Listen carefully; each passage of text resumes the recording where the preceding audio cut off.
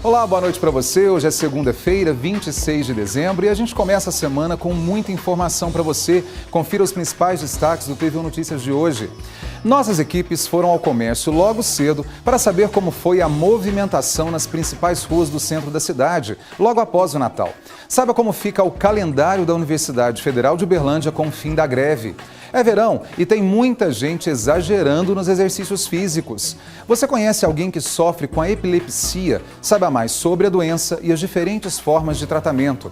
Para quem vai viajar, um item essencial é o cartão de vacinas em dia. E você sabe por quê? A resposta no TVU Notícias desta segunda, que começa agora.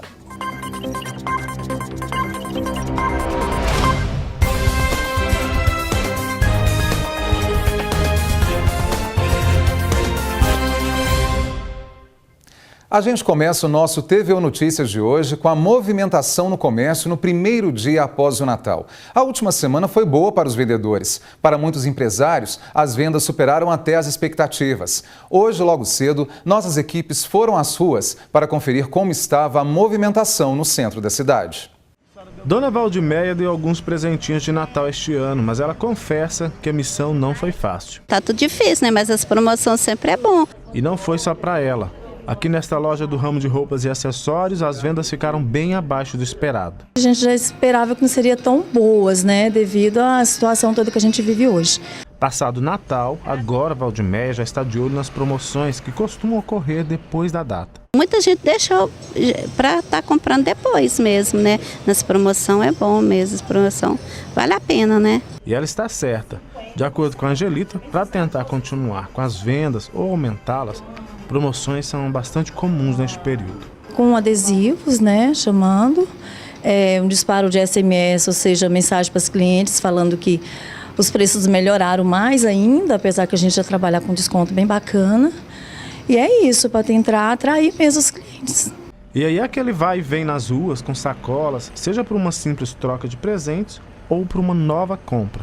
Aqui nesta outra loja, o desempenho nas vendas de Natal atendeu às expectativas. Apesar de tivemos um ano atípico, de muita inflação, as mercadorias um pouco mais altas, mas nós conseguimos vender bem, atender o cliente e ele foi dentro de uma normalidade, vamos dizer assim. E para manter o público e conquistar novas vendas, eles usam uma estratégia.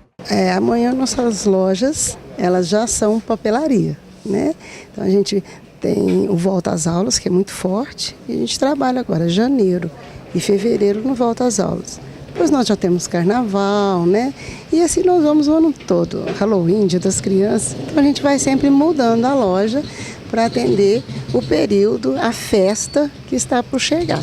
Segundo a gerente de soluções e negócios da CDL em Uberlândia, o movimento neste fim de ano foi realmente menor.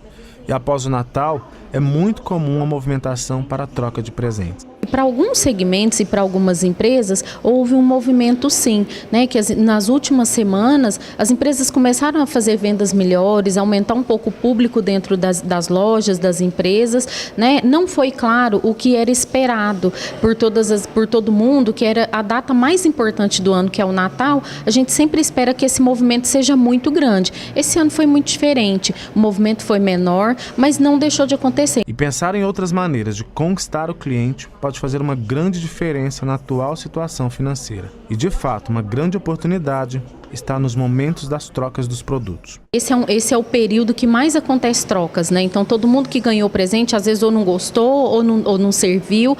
Então, é um período que as pessoas precisam ficar atentas com o prazo que a loja deu, com o produto, se de fato existia a possibilidade dessa troca e fazer isso o mais rápido possível para evitar problemas. Thelma também já está de olho nisso. Hoje não se compra um presente muito caro, Tem vários amigos secretos, amigos da onça, e eles vêm sempre na loja para procurar uma diversidade, um presente diferente. A gente está aqui para atender.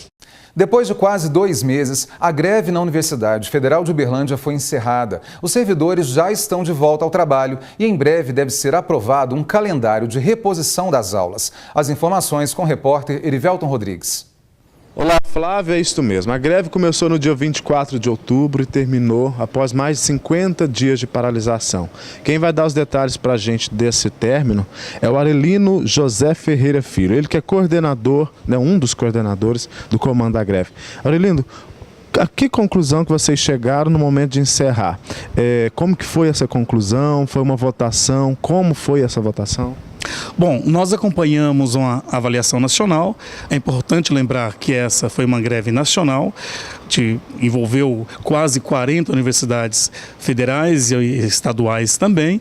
Então, assim como nós entramos e aí nos alinhamos ao movimento nacional, a nossa retirada também seguiu a avaliação da conjuntura da greve, nacionalmente falando. Nesse sentido, já havia um indicativo do Comando Nacional que a greve se encerrasse, com uma data indicativa de 19 agora de dezembro. Nós, então, como é de praxe, fizemos uma assembleia, que inclusive contou com a representatividade muito grande dos docentes grevistas. Então, seguimos também o indicativo. É óbvio que nós fizemos também uma avaliação local e tivemos um entendimento naquela assembleia que, uma vez que nós, inclusive, não fomos vitoriosos do ponto de vista da pauta, especificamente falando, a PEC 55 já tinha sido aprovado, nós, então, precisávamos sair da greve. Agora, evidentemente, saímos com a disposição de continuar a luta. Os profissionais já retornaram no dia 19 e a reposição vai ficar de que forma, então? Bom, os profissionais não retornaram porque o calendário acadêmico se encerrou dia 17, mas isso do ponto de vista da prática em sala de aula. Agora, ao trabalho nós já retornamos desde o dia 19.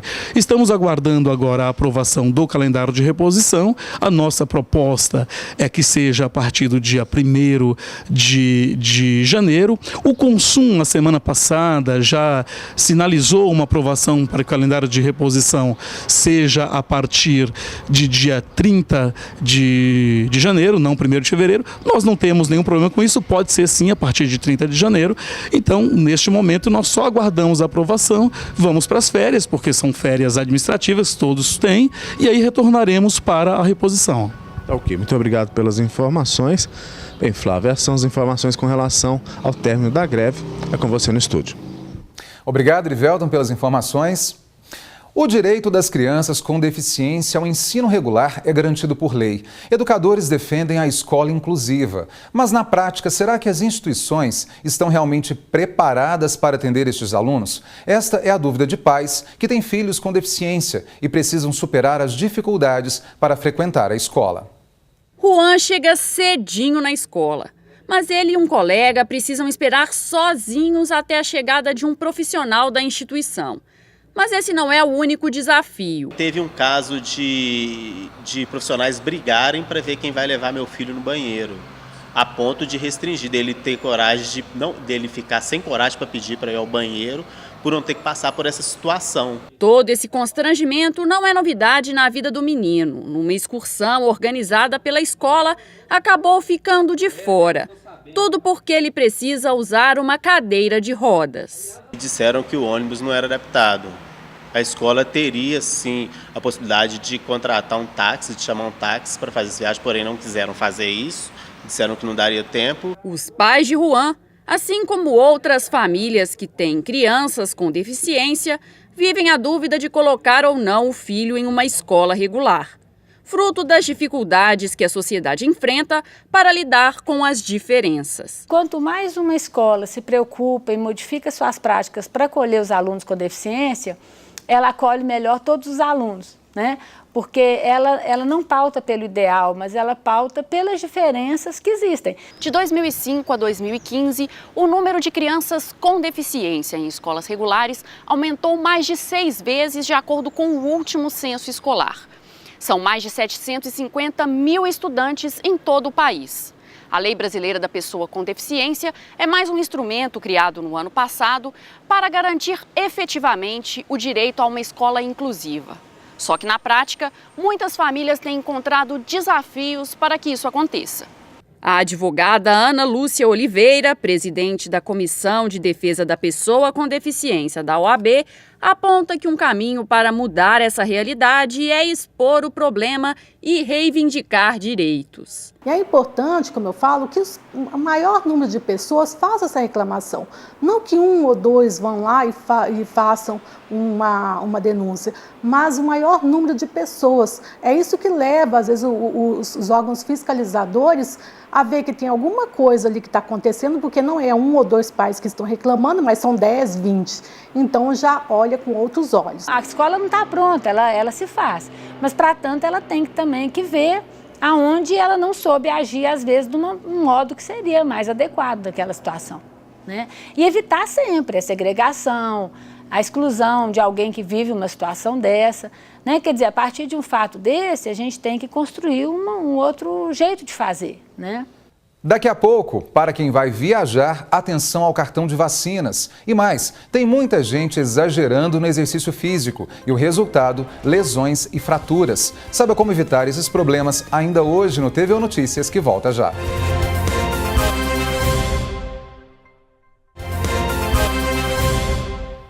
A partir de agora, todas as mulheres têm o direito de amamentar seus filhos em locais públicos. A lei foi sancionada pelo governador de Minas, Fernando Pimentel, e prevê multa de R$ 975,42 para o estabelecimento que proibir ou constranger a lactante. O objetivo principal da lei, de acordo com o governo, é o estímulo ao aleitamento materno.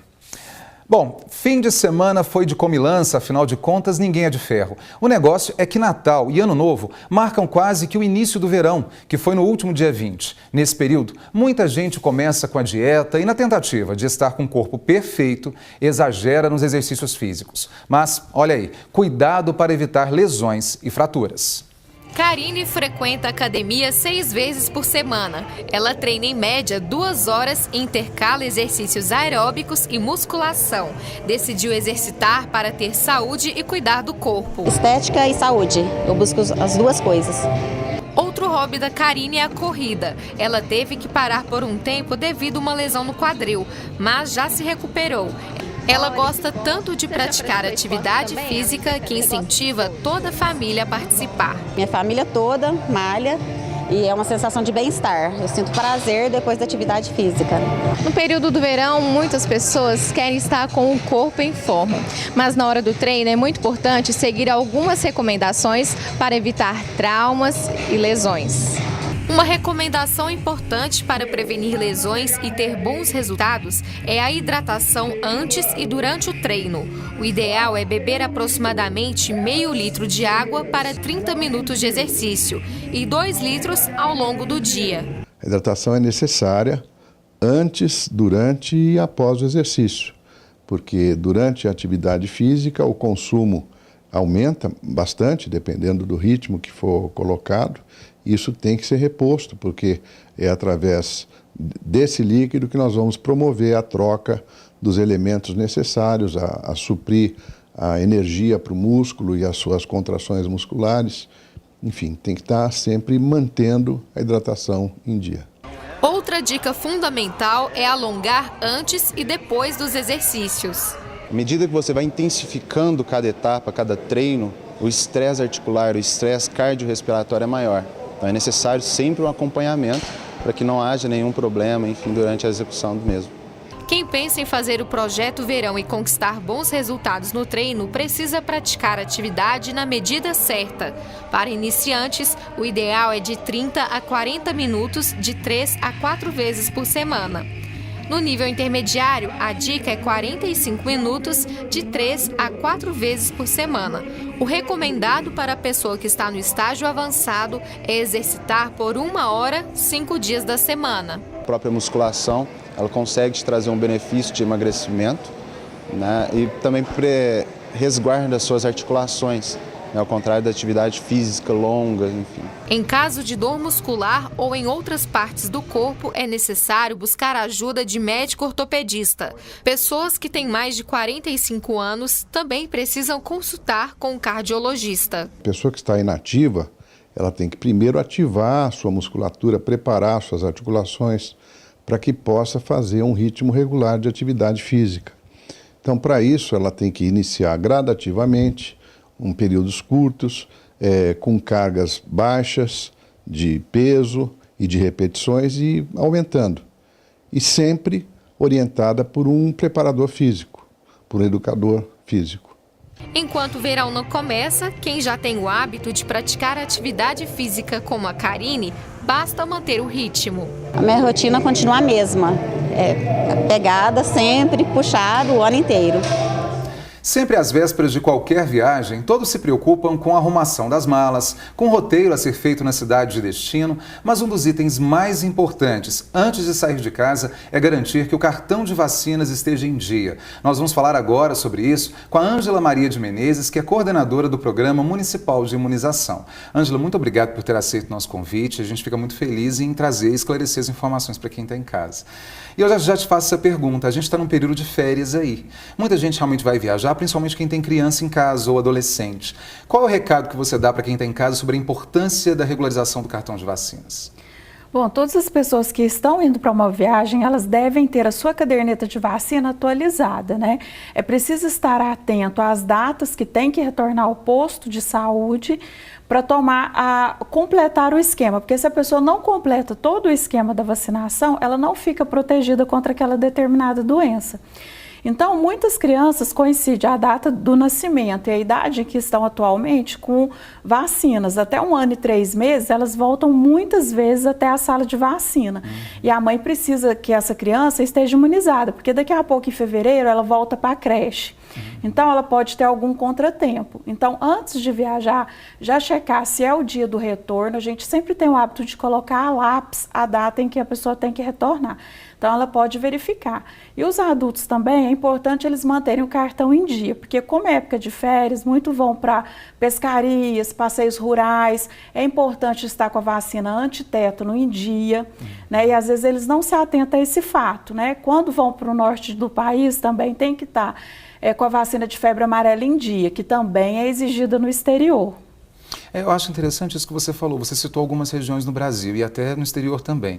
A gente sabe que quando a gente vai viajar, a gente faz um roteiro da cidade ou daquela região. Eu quero visitar determinado museu, eu quero ir numa peça de teatro, eu quero fazer isso e tal. Mas é importante a gente conhecer também as doenças que são comuns naquela região, até para a gente se precaver e se proteger também com relação à vacina na nossa cidade de origem. Sim, como o país ele tem uma extensão muito grande, em determinadas regiões acontece de ter mais alguns números de doença do que em outras, né? No norte do país a gente cita a febre amarela porque é uma área que tem uma extensa floresta tropical. Então, o mosquito que transmite essa doença, ele vive e se dá muito bem com o clima do norte. Então, é preciso a pessoa se proteger, mas também ela tem que estar protegida na cidade de origem dela, né? E quando a pessoa faz passeios rurais, né, é importante que ela esteja com a antitetânica em dia, porque o tétano ele pode ser contraído em qualquer peça metálica exposta à bactéria ou também até mesmo por ferimentos causados por plantas. Então, é importante que a pessoa esteja protegida e não seja surpreendido, né? Porque vai a passeio, vai buscando o prazer, a felicidade e retorna doente. Então, é importante que esteja atento. Aqui em Uberlândia, as pessoas devem procurar que unidade específica ou não, mais próximo da sua casa? O que a gente pode falar em relação às principais vacinas que são oferecidas hoje pelo município? Todas as unidades de saúde de PSF e UBS, elas têm sala de vacina. Então, temos uma ampla rede de vacinação. Podem estar procurando a unidade mais próxima da sua casa. E também a 6 UAIs que faz o atendimento com sala de vacina. Estas, inclusive, têm um horário diferenciado que ficam abertas até às 9 da noite, para que as pessoas que não têm o tempo no horário comercial possam estar indo e se vacinando no período noturno. A gente sabe que principalmente as mamães aí de primeira viagem, elas acabam guardando o cartãozinho de vacina e regularizando bonitinho. Mas e se, por exemplo, a mãe ou o pai, o responsável, perdeu o cartão de vacinas ou não sabe muito bem o que está em dia ou o que não está em dia, mesmo assim, deve procurar o posto de saúde lá, passar as informações para ele ter acesso à vacina? O certo seria todas as pessoas manter o seu cartão de vacina. Esse registro ele é muito importante em qualquer fase da vida. E tem que manter desde o nascimento e por toda a evolução, porque o que a gente faz é sempre atualizar, né? E se já tem o histórico fica mais fácil essa atualização. Em caso de perda, temos já um vasto banco de dados virtual que aí podemos consultar e, se tiver inserido no nosso banco de dados, emitimos uma segunda via do comprovante vacinal. Que bom. E o ideal mesmo é manter o cartão em dia para todo mundo. Manter o cartão em mãos, porque se ela desloca de um município para o outro, pode ser que lá ele não tenha acesso a esse banco de dados. Aí fica difícil, tendo o comprovante em mãos, é garantido. Que bom, Ângela, muito obrigado mais uma vez pela presença aqui hoje, pelos esclarecimentos. E saiba mais sobre a epilepsia, a doença neurológica que atinge mais de 3 milhões de pessoas no Brasil. E ainda, parque cheio hoje de manhã. Muita gente foi queimar as calorias da ceia de Natal. O TV Notícias volta já. Mais de 200 mil novos por ano. E temos também incidências maiores nos países em desenvolvimento em comparação com os países desenvolvidos, né? Essa incidência chega a ser o dobro, provavelmente causada por problemas relacionados a neurocisticercose, maior número de traumatismos cranianos, e é uma piora da nossa saúde mesmo, a saúde básica. Algumas orientações são importantes para ajudar quem passa por uma crise. É bom a gente não ficar assustado. Primeiro, a gente tem que dar conforto para o paciente. Então, se ele está se debatendo numa crise convulsiva tônico-clônica, é bom proteger a cabeça, né? Proteger para que não haja broncoaspiração. Então, você pode pôr uma almofada por trás da cabeça e pode pôr a cabeça de lado desse paciente para que a salivação não seja broncoaspirada. Então, você põe na cabeça de lado, essa saliva vai escorrer para fora da boca. Geralmente, essas crises são autolimitadas, param sozinhas. Não tem necessidade de enfiar nada na boca, porque não existe isso de engolir língua. Desapertar o cinto, desapertar a gravata, deixar um pouco mais confortável. E se essa crise parar, você espera um pouquinho a pessoa se recuperar, liga para um médico para marcar consulta, não precisa ser urgente. Mas se essa crise se repetir no mesmo dia, ou se essa crise ficar uma atrás da outra sem recobrar a consciência, é interessante levar ao hospital, porque isso pode ser um indicativo que essas crises não vão parar sozinhas. E o fim de semana foi de muito calor no Triângulo Mineiro e Alto Paranaíba. Choveu pouco em algumas cidades. Hora de saber como fica o tempo amanhã em Uberlândia. A previsão é de sol e tempo aberto. Nada de chuva para terça-feira. A temperatura máxima chega aos 30 graus e a mínima fica em torno de 22. Veja no mapa a previsão para outras cidades.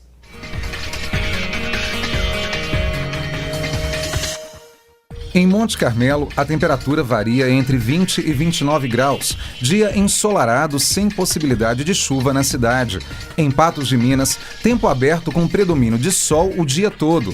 Mínima de 19 e máxima de 31 graus. Em Estrela do Sul, o verão chegou com tudo. Céu sem nuvens e nada de chuva. A temperatura varia em 23 graus a mínima e a máxima de 32.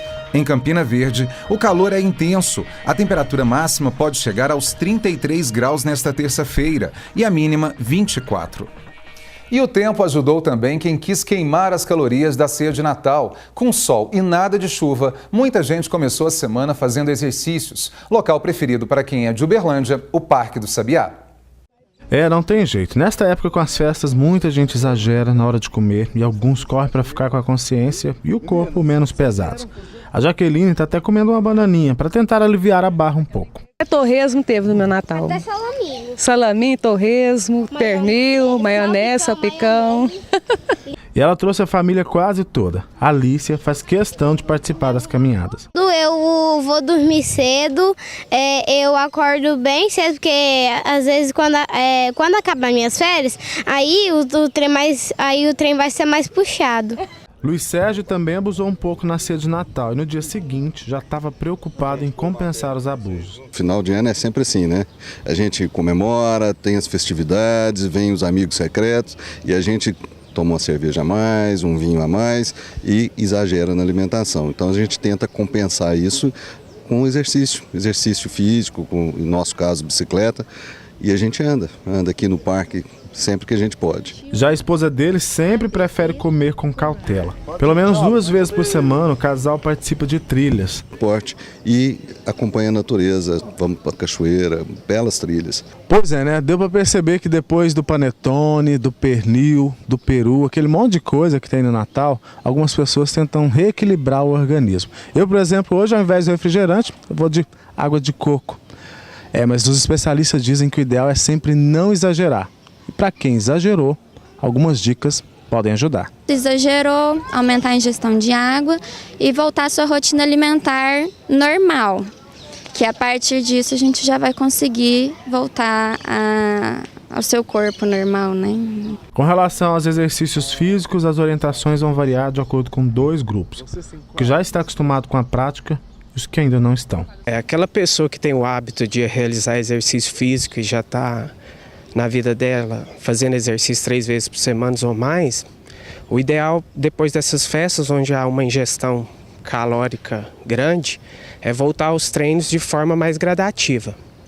Fazendo treinos de baixa intensidade, não se preocupar muito com volume, para que não haja nada que venha prejudicar ela futuramente. Para essa pessoa que é sedentária e não tem o hábito de praticar exercício, é orientar ela da forma mais segura possível, que seria o que a gente pode dar uma dica para ela, é fazer uma caminhada de 30, 40 minutos, para que ela esteja segura. Até porque a gente não sabe se esse indivíduo que está em casa e não é praticante de exercício físico, se ele tem alguma patologia que possa vir a atrapalhar ele nesse período. Haja visto que essa pessoa já comeu muito, está com peso na consciência e vai vir fazer um exercício sem orientação nenhuma, né? E tanto na alimentação como nos exercícios, o melhor sempre acaba sendo a decisão de incluí-los no dia a dia da vida das pessoas. Procurar um médico, um educador físico ou até um nutricionista são os 3 pilares que vão deixar que essa atividade ela venha a ser fixa na vida dela, né? Não passa a ser uma coisa esporádica de final de ano. O TV Notícias desta segunda termina aqui. Boa noite e mais uma vez uma excelente semana para você. A gente volta a se encontrar amanhã às 7 da noite. Um abraço e até lá.